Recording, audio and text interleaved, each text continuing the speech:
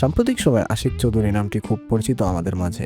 তার এক সামিটের প্রেজেন্টেশনই তাকে নতুন করে জাতির কাছে আরও একটিবার পরিচয় করিয়ে দেয় এবং তার এই প্রতিভা সম্পর্কে সবার কাছে নতুন করে জানান দেয়। কিন্তু তিনি এসেছিলেন গত আগস্টের পর প্রফেসর ডক্টর মোহাম্মদ ইউনুস স্যারের এক ফোন কলে। এরপর তিনি বিটার দায়িত্ব গ্রহণ করেন এবং সফলতা নিয়ে প্রতিনিয়তই কাজ করে যাচ্ছেন।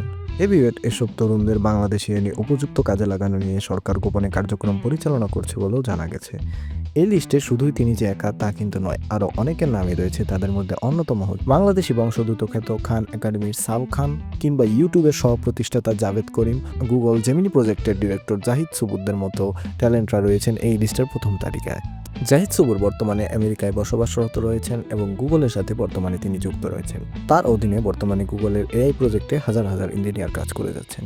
সম্প্রতি তিনি গুগলের জেমিনি প্রজেক্টের সিনিয়র ডিরেক্টরও হন। তিনি কিছুদিন আগে তার ইউটিউব চ্যানেল থেকে একটি ভিডিও প্রকাশ করেন, যেখানে তিনি আশিক চৌধুরীর সমসাময়িক সাফল্যের প্রশংসা করেন এবং তিনিও আশিক চৌধুরীর মতো বাংলাদেশের জন্য কাজ করতে আগ্রহী বলে জানান। মানুষের জন্য কিছু করার যদি সুযোগ পেতে হয় তাহলে অবশ্যই সেটা সরকারের মাধ্যমে আসতে হবে। গত কোনো সরকার আমাকে কোনো সুযোগ দেয়নি, এখনকার এই ইন্টারিম সরকারও কোনো সুযোগ দেয়নি, কেউ কোনোদিন কোনো সুযোগ দেয়নি। কাজে আমার পক্ষে দেশের জন্য কিছু করা সম্ভব না।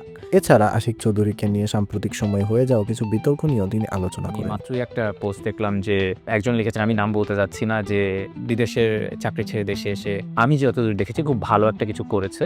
তারপরও মানুষজন তাকে প্রচুর বিদ্রূপ করছে, গালাগালি করছে, টক শোতে তাকে নিয়ে অনেক হাবিজাবি বলা হচ্ছে। তো তারপরও সে বেচারা অনেক কষ্ট করে মনের জোরে এগিয়ে চলছে। কিন্তু এটা তো হওয়া উচিত না, এটা তো কাম্য হওয়া উচিত না, তাই না? ভিডিওর এক পর্যায়ে বাংলাদেশি এসব ট্যালেন্টদের দেশে ফিরিয়ে নেওয়ার পর যে সমস্ত বাধা এবং বিপত্তির সম্মুখীন হতে হয় তা নিয়েও তিনি আলোচনা করেন। শেষে তিনি বলেন যে কাদা ছোড়াছুড়ি বাদ দিয়ে দেশের উন্নয়নই যেন হয় আমাদের সকলের প্রত্যাশা এবং চেষ্টার জায়গা।